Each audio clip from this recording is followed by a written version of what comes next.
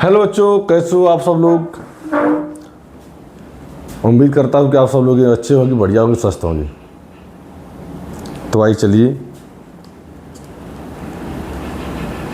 Biology. आज biology का class 2 पढ़ाने जा रहे हैं।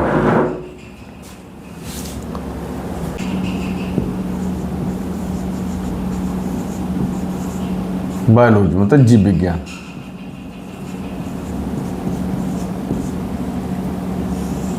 समझ आ रहा है। बायोलॉजी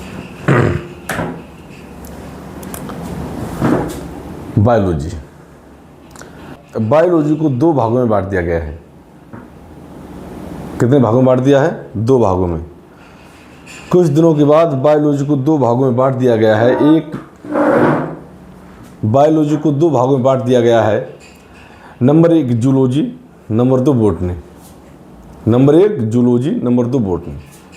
लेकिन पहले बायोलॉजी को सिर्फ जीव जंतु का अध्ययन किया जाता था। बायोलॉजी में सिर्फ जीव जंतु। लेकिन कुछ दिनों के बाद बायोलॉजी को 2 भागों में बांट दिया गया।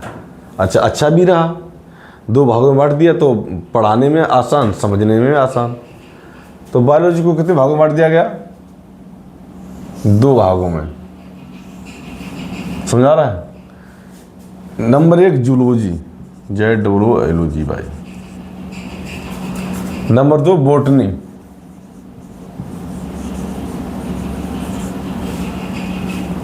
बायोलॉजी को 2 भागों में बांट दिया गया।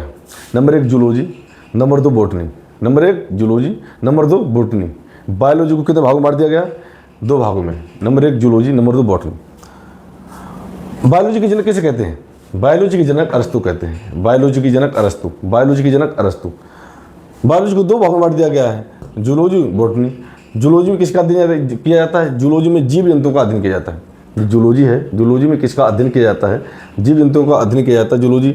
बॉटनी, बॉटनी विषय में पेड़ पौधों का अध्ययन किया जाता है। पादप, पेड़ पौधों का अध्ययन किया जाता है। जूलॉजी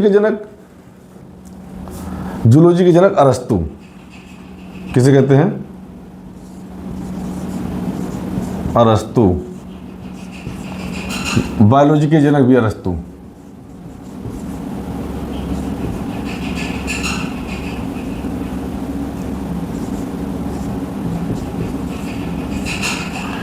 बॉटनी के जनक थियोफ्रेस्टस। बॉटनी के जनक थियोफ्रेस्टस। समझ आ रहा है। बायोलॉजी को 2 भागों में बांट दिया गया है। Zoology, number 2 botany. बायोलॉजी की जनक अरस्तु, जूलॉजी की जनक अरस्तु, बॉटनी की जनक थियोफ्रेस्टस। बॉटनी की जनक थियोफ्रेस्टस। इतना समझ में आ रहा है।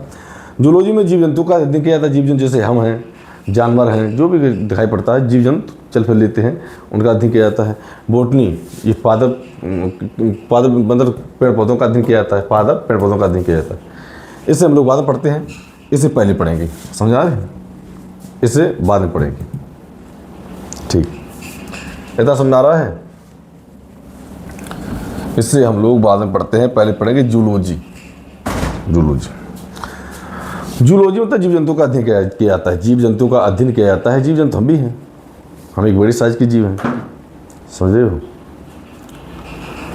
तो पहला चैप्टर आता है सेल। सेल मतलब कोशिका। कोशिका के अध्ययन को क्या कहते हैं? एक क्वेश्चन आ जाता है कि कोशिका के अध्ययन को क्या कहते हैं? कोशिका के अध्ययन को साइटोलॉजी कहते हैं। क्या कहते हैं? साइटोलॉजी। पहला चैप्टर सेल, कोशिका। कोशिका के अध्ययन को क्या कहते हैं? साइटोलॉजी।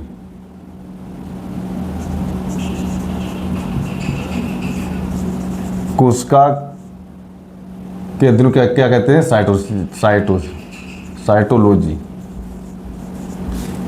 आ जाता है। कोशिका के अध्ययन क्या है? साइटोलॉजी। कोशिका क्या है? कोशिका हमारे शरीर की एक सबसे छोटी से छोटी इकाई है। कोशिका जो है हमारे शरीर की सबसे छोटी इकाई है। इकाई, यूनिट, मतलब इकाई उसे कहते हैं जैसे हर जगह सप्लाई रोक दी जाए। इकाई उसे कहते हैं, यूनिट उसे कहते हैं कि हर जगह की सप्लाई रोक दी जाए, तब भी वो अपने के लिए हर चीज़ पर्याप्त कर लेता है। समझ आ रही है? समझ रहे हो नहीं? जैसे भारत देश में सबसे छोटी इकाई क्या है? हमारा परिवार। इससे छोटा कुछ नहीं होगा। समझ रहे हो। भारत देश, फिर हमारा उत्तर प्रदेश से फिर हमारा जिला, जिला से फिर हमारा तहसील, उसके बाद मौजा, गांव, गांव से फिर हमारा परिवार, इससे छोटा नहीं हो सकता। तो अगर सब सप्लाई रोक दी जाए, जैसे भारत देश में लॉकडाउन लग चुका है, जब भारत देश में लॉकडाउन लग गया तो हर चीज़ सप्लाई रोक दी जाती है। लेकिन हम अपने के लिए आर्थिक स्थिति बढ़िया कर लेते हैं, रुपये पैसे का आदान प्रदान होता रहता है, रुपये पैसे का आदान प्रदान होता रहता है, पढ़ाई लिखाई का मतलब व्यवस्था हो जाती है, पढ़ने के लिए, पढ़ाने के लिए, खाने पीने की व्यवस्था हो जाती है, अपनी सुरक्षा की व्यवस्था हो जाती है। ठीक इस प्रकार एक जी कोशिका मतलब यूनिट है, यूनिट मतलब कहीं कुछ भी रोक दिया जाए वो अपने के लिए हर चीज़ पर्याप्त कर लेता है। तो यूनिट जो है, कोशिका जो है हमारे शरीर की सबसे छोटी इकाई है। कोशिका क्या होती है? कोशिका जैसे तुम्हें आप लोग जब कोशिका इतनी छोटी होती है, कोशिका इतनी छोटी होती है जिसे मैं अपनी नंगी आंखों से नहीं देख सकती है, उसे देखने के लिए माइक्रोस्कोप का उपयोग करना पड़ता है। कोशिका का अध्ययन साइटोलॉजी कहते हैं। कोशिका कुछ गोलानुमा आकृति होती है। क्या बात चल नहीं रहा है?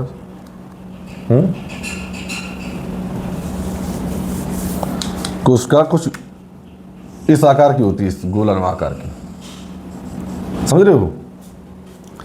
कोशिका इतनी छोटी, इससे आप लोगों को पढ़ाने के लिए, समझाने के लिए इतना बड़ा बना दिया है, लेकिन इतना बड़ा नहीं होता। कोशिका तो बहुत छोटी होती है, सरसों के दाने से कई लाख गुना छोटी होती है, समझ लो ये। तो हम नंगी आंखों से देख सकते नहीं, कोशिका को मैं नंगी आंखों से नहीं देख सकते। कोशिका का अध्ययन साइटोलॉजी कहलाता है। कोशिका इतनी छोटी होती है जिसे मैं नंगी आंखों से नहीं देख सकते हैं, इसे देखने के लिए माइक्रोस्कोप का प्रयोग करना पड़ता है। कोशिका को देखने के लिए माइक्रोस्कोप का प्रयोग करना पड़ता है। कोशिका, इससे कहते हैं कोशिका झिल्ली या प्लाज्मा झिल्ली। इसे क्या कहते हैं? कोशिका झिल्ली। इसे कहते हैं कोशिका झिल्ली या plasma,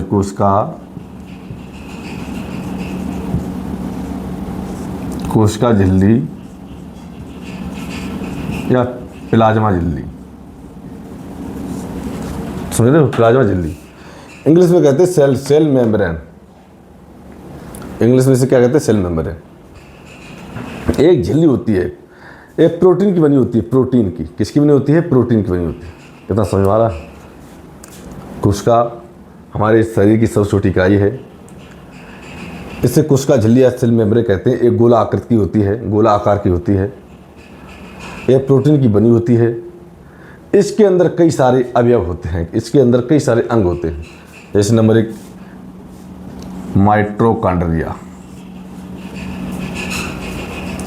number 2 ribosome, number 3 Golgi body, number 4 vacuoles, number 5 endoplasmic reticulum ER, number 6 lysosome 1 2 3 4 5 6, number 7 centrosome, number 8 nucleus. ये जंतु कोशिका है, और जंतु कोशिका के अंदर इतने सारे अवयव पाए जाते हैं। इसके बाद पादप कोशिका आएगी, जंतु कोशिका पादप कोशिका में अंतर आएगा, धीरे धीरे सब कुछ सीख जाएंगे। कोशिका के अंदर कई सारे अवयव होते हैं, mitochondria, ribosome, Golgi body, vacuoles, endoplasmic reticulum, lysosome, centrosome, nucleus. इतना समझ आ रहा है? इन सबका कुछ ना कुछ काम है। और समझ लो, ऐसे हमारे शरीर में ना जाने कितनी कोशिकाएं हैं, अरबों खरबों कोशिकाओं से हमारा शरीर बना हुआ है। ये मेरा पंजा है, इस पंजे में कम से कम तो 2-4 करोड़ कोशिकाएं हो सकती हैं। 2-4 करोड़, इतने में 2-4 करोड़ कोशिकाएं हो सकती हैं। तो अब समझ लो मेरा पूरा शरीर कितनी कोशिकाओं से मिलकर बना होगा, नहीं मालूम। अरबों खरबों कोशिकाओं से मिलकर। हर कोशिका में इतने अवयव पाए जाते हैं, mitochondria, ribosome, Golgi body, vacuoles, endoplasmic reticulum, lysosome, centrosome, nucleus. ये जंतु कोशिका में इतने ये अंग पाए जाते हैं, समझ रहे हो? और इन सबका कुछ ना कुछ काम है। जैसे माइटोकॉन्ड्रिया हो गया, माइटोकॉन्ड्रिया इसकी खोज अल्टमैन ने की थी। माइटोकॉन्ड्रिया खोज अल्टमैन ने की थी।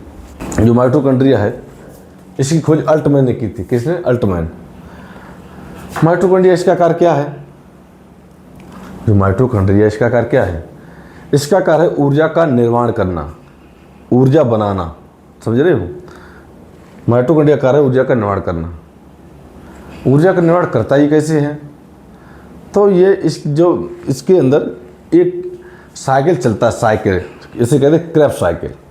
एक क्रेब्स साइकिल चलाता है। कौन सा साइकिल चलाता है? क्रेब्स साइकिल चलाता है, लिख दूँ। माइटोकॉन्ड्रिया जो इसके अंदर है क्रेब्स, एक क्रेब्स साइकिल चलाता है। इंग्लिश में कहते हैं चेन रिएक्शन, मतलब चेन रिएक्शन करता, धड़ाधड़ चेन रिएक्शन करता है माइटोकॉन्ड्रिया। माइटोकॉन्ड्रिया क्रेब्स साइकिल चलाता है, जिसके फलस्वरूप एटीपी का निर्माण होता है। किसका होता है निर्माण? एटीपी। माइटोकॉन्ड्रिया क्रेब्स साइकिल चलाता है, चेन रिएक्शन करता है। क्यों? ऊर्जा बनाने के लिए। जब यह ऊर्जा बनाएगा तो हमारे कोशिका के अंदर जितने अंग हैं उन सबको ऊर्जा देगा। भाई जब ऊर्जा मिलेगी तभी कुछ हो पाएगा, समझ रहे हो? तो इसका कार्य है ऊर्जा बनाना। ऊर्जा बनाता है, जब यह ऊर्जा बनाता है, ऊर्जा बनाता कैसे है? तो क्रेब्स साइकिल चलाता है, चेन रिएक्शन करता है। जब चेन रिएक्शन करता है जिससे एटीपी का निर्माण होता है। कितने एटीपी? 38 एटीपी। याद रखना, ये क्वेश्चन आ जाता है, जो माइटोकॉन्ड्रिया है वो कितने एटीपी का निर्माण करता है? तो 38 एटीपी का निर्माण करता है। जब ये 38 जो चेन रिएक्शन करता है माइटोकॉन्ड्रिया, जब चेन रिएक्शन करता है जिसके फलस्वरूप 38 एटीपी का निर्माण होता है, 38 एटीपी के फलस्वरूप एक ग्लूकोज बनता है। क्या बनता है? एक ग्लूकोज। जब ये ग्लूकोज बनता है, बस यही हमारी कोशिकाओं के अंदर, कोशिका के अंदर जो अंग है उनको ऊर्जा प्रदान करता है। क्रेब्स साइकिल चलाता है। क्वेश्चन आता है क्रेब्स साइकिल कौन चलाता है? माइटोकॉन्ड्रिया क्रेब्स साइकिल चलाता है, जिससे 38 एटीपी का निर्माण होता है।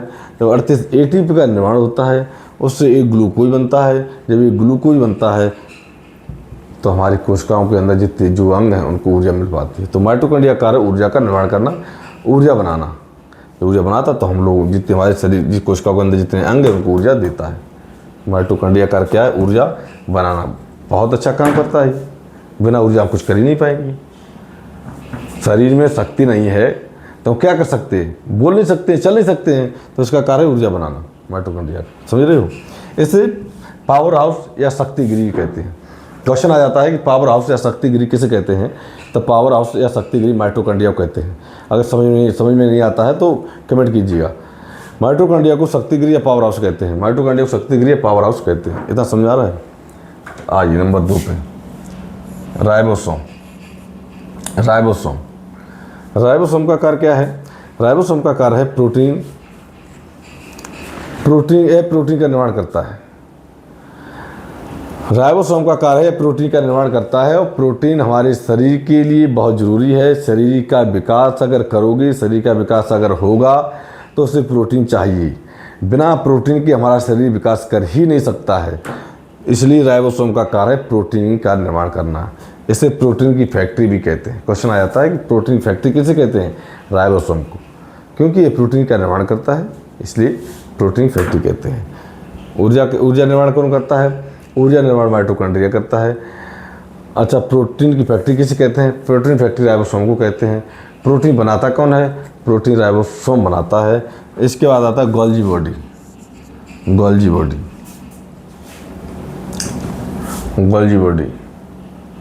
इसका कार्य क्या है? गोल्जी बॉडी का कार्य है ऊर्जा का आदान प्रदान करना। गोल्जी बॉडी का कार्य क्या है? गोल्जी बॉडी का कार्य है ऊर्जा का आदान प्रदान करना।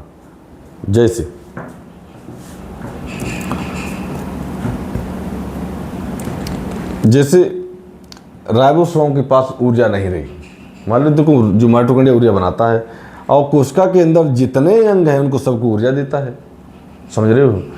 माना कि राइबोसोम के अंदर ऊर्जा नहीं रही, राइबोसोम की ऊर्जा थोड़ी बहुत थी, उसने प्रोटीन बना दिया, इतनी मेहनत कर दी उसने कि ऊर्जा खत्म हो गई। राइबोसोम के पास जब ऊर्जा नहीं रही तो अब गोल्जी बॉडी का कार्य क्या है? गोल्जी बॉडी माइटोकॉन्ड्रिया के पास जाएगा, ये भैया मुझे ऊर्जा चाहिए, तो ऊर्जा ले आएगा एकदम राइबोसोम को दे देगा, ले भाई तुझे एनर्जी होगी पूरी, अब तुम फिर काम कर। समझ रहे हो? तो गोल्जी बॉडी का कार्य है ऊर्जा का आदान प्रदान, ट्रांसफर करना। समझ रहे हो? गोल्जी बॉडी का कार्य है ऊर्जा का आदान प्रदान करना, ऊर्जा का ट्रांसफर करना। जैसे मैं पढ़ा रहा हूँ, समझ रहे हो? जब मैं पढ़ा रहा हूँ तो मेरी अदर अंगों की अपेक्षा और अंगों की अपेक्षा सबसे ज़्यादा ऊर्जा कहाँ खर्च होगी? जीभ में होगी। अगर गोल्जी बॉडी अपना काम नहीं करेगा तो छोटी सी जीव है ही कुछ थोड़ी देर के बाद बोलना ही बंद हो जाएगा। तो गोल्जी बॉडी क्या करता है, जो सा अंग ज़्यादा काम करता है, ज़्यादा कार्य करता है, तो उसमें ऊर्जा की कमी हो जाती है।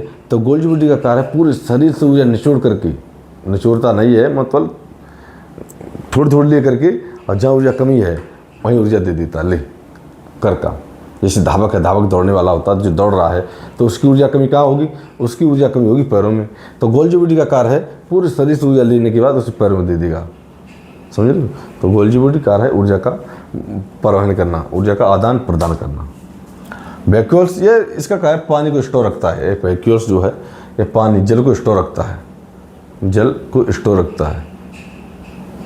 हमारी कोशिकाओं के अंदर 80% पानी है। वैक्यूल्स का कार्य पानी को स्टोर रखता है। पानी बहुत जरूरी, पानी नहीं तो कुछ नहीं, तो पानी को स्टोर रखता है वैक्यूल्स। और ये पेड़ पौधे में बड़ा वैक्यूल्स पाया जाता है और हम लोगों में छोटा वैक्यूल्स पाया जाता है। Endoplasm reticulum, endoplasm reticulum ER समझ में आ रहा है। लिखाने की कोशिश ज़्यादा नहीं करेंगे, तरह समझिए। एंडोप्लाज्म रेटिकुलम है, एंडोप्लाज्म रेटिकुलम इसी के हिंदी में कहते हैं अंतः प्रदत्त जाल का।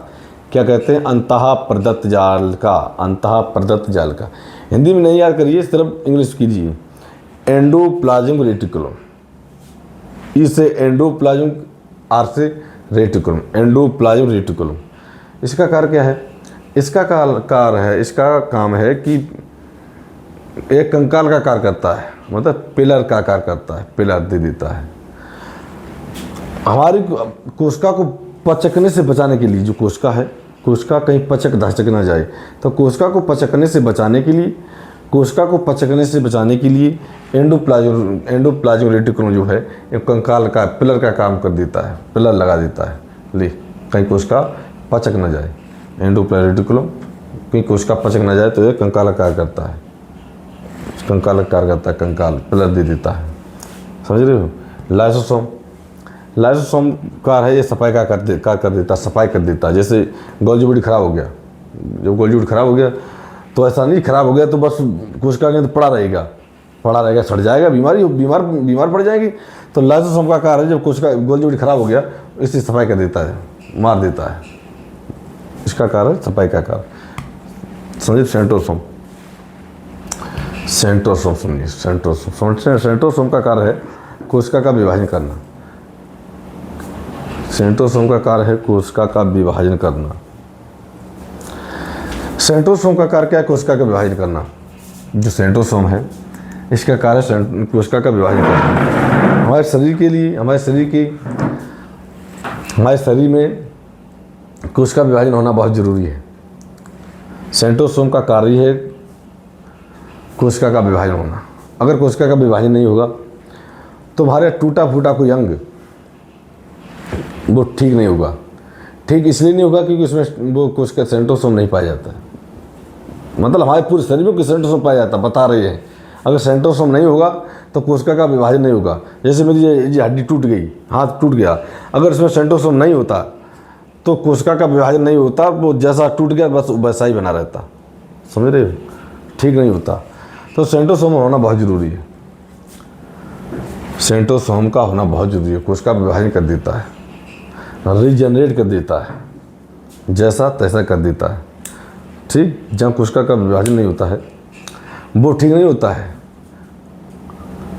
सबसे ज़्यादा कोशिका का विभाजन होता है हमारे लीवर में, ये बाएं हाथ में यहाँ पर लीवर होता है, सबसे ज़्यादा कोशिका का विभाजन होता है। जैसे कि इतनी बड़ी हमारा लीवर है, बता रहे हैं समझाने के लिए, इतना बड़ा है नहीं, कुल बड़ा है, बता रहे समझाने के लिए, इतना बड़ा लीवर है, आधा काट दिया, उससे भी आधा इतना बचा दिया, आधा और काट दिया, तो कुछ दिनों के बाद वो इतना एक्टिवेट सेंट्रोसोम पाया जाता है, एक्टिव सेंट्रोसोम पाया जाता है इसमें लीवर में कि कुछ दिनों, साल 2 साल बाद एकदम उतना ही हो जाएगा। तो सबसे ज़्यादा कोशिका विभाजन होता है लीवर में, समझ रहे हो। सबसे ज़्यादा कोशिका का विभाजन कहाँ होता है, लीवर में। और कोशिका का विभाजन छपकली की पूंछ में बहुत जल्दी होता है। छपकली की पूंछ कट जाए, उसमें सेंट्रोसोम इतना एक्टिव सेंट्रोसोम पाया जाता है, तुरंत पूंछ निकल आती है। छिपकली की पूंछ में, चूहा की पूंछ में सेंट्रोसोम बहुत एक्टिव पाया जाता है, एकदम धड़ाधड़ सेल डिवीजन कर देता है, समझ रहे हो। लेकिन एक दुख की बात यह है कि हमारे ब्रेन में सेंट्रोसोम नहीं पाया जाता है। सबसे बड़ी दुख की बात यह है कि हमारे ब्रेन में सेंट्रोसोम नहीं पाया जाता है, जिससे कि कहीं अगर चोट वोट लग जाती है तो वो दोबारा ठीक नहीं होती है। कहीं चोट लग जाती है, ब्रेन में चोट आ जाती है, या तो पागल हो जाएगा, या एक धड़ काम करना ही बंद कर देगा, या भोजन करना ही बंद कर देगा, और ज़्यादा इंजरी हो गई तो वो ख़त्म ही हो जाएगा। तो सबसे बड़ी दुख की बात यह है कि हमारे ब्रेन में सेंट्रोसोम नहीं पाया जाता। इसलिए कोई वाहन चलाता है, बाइक चलाता है, गाड़ी चलाता है, कोई बाइक चलाता है तो पुलिस इसीलिए रोकती है कि भैया से हेलमेट पहन, क्योंकि कहीं दुर्घटना होती है, अगर हेलमेट अच्छा है तो ब्रेन में चोट नहीं आएगी, मरने की संभावना बहुत कम रहती है। हाथ पैर टूट जाते हैं, वो ठीक हो जाते हैं। अगर हेलमेट नहीं है, कहीं एक्सीडेंट हो जाता है तो अगर ब्रेन में माइंड में चोट लगी वो ठीक नहीं होगा, कोई ठीक करी कि उसमें सेंट्रोसोम नहीं पाया जाता है, कोशिका का विभाजन होता ही नहीं। समझ रहे हो? जहाँ सेंट्रोसोम नहीं पाया जाएगा वहाँ कोशिका का विभाजन नहीं होगा। समझ लो पक्की बात। जहाँ सेंट्रोसोम नहीं पाया जाएगा वहाँ कोशिका का विभाजन नहीं होगा। तो देखो, जो हमारा जो खोपड़ी है, चमड़ा, अगर ये टूट गया तब भी चलेगा, इसके अंदर हड्डी टूट गई तब भी चलेगा, उसके अंदर अगर जो भेजा, बुद्धि बोलते हैं, भेजा जो रखा है, उसमें अगर थोड़ी सी इंजरी आई तो आप बेकार हो गए। ज़्यादा इंजरी आ गई आप ख़त्म हो जाओगे, ज़रा सी इंजरी आई तो आप पागल हो जाएंगे, या खाना पीना बंद कर देंगे, चलना फिरना बंद कर देंगे। समझ रहे हो? वो ठीक नहीं होता। तो सेंट्रोसोम होना बहुत ज़रूरी है। सेंट्रोसोम होना बहुत ज़रूरी है, लेकिन सेंट्रोसोम ज़रूरत से ज़्यादा होना भी खराब है। सेंट्रोसोम ज़रूरत से ज़्यादा होना एक दुखद बात है, क्योंकि सेंट्रोसोम ज़रूरत से ज़्यादा अगर सेल डिवीजन कर देगा तो बस वही एक कैंसर का रूप धारण कर लेता है, वही एक कैंसर हो जाता है। समझ रहे हो? वही एक कैंसर का रूप धारण कर लेता। अगर जैसे कि आपको कैसे बताएं, जैसे हमारे शरीर में जो ब्लड है, उसका फ्लो करने की क्षमता है,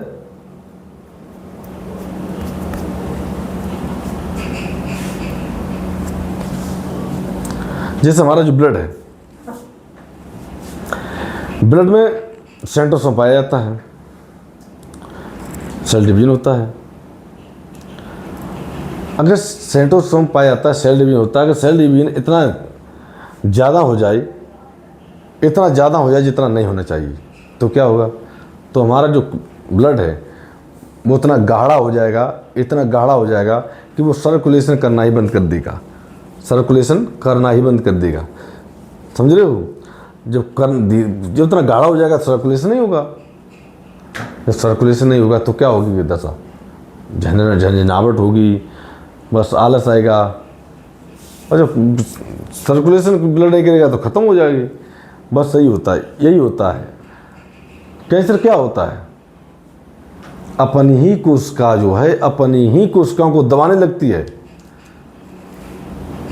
इसके बाद कल पढ़ाएंगे, टाइम ज़्यादा हो रहा है। सेंट्रोसोम कल बताएंगे, ठीक? जय हिंद।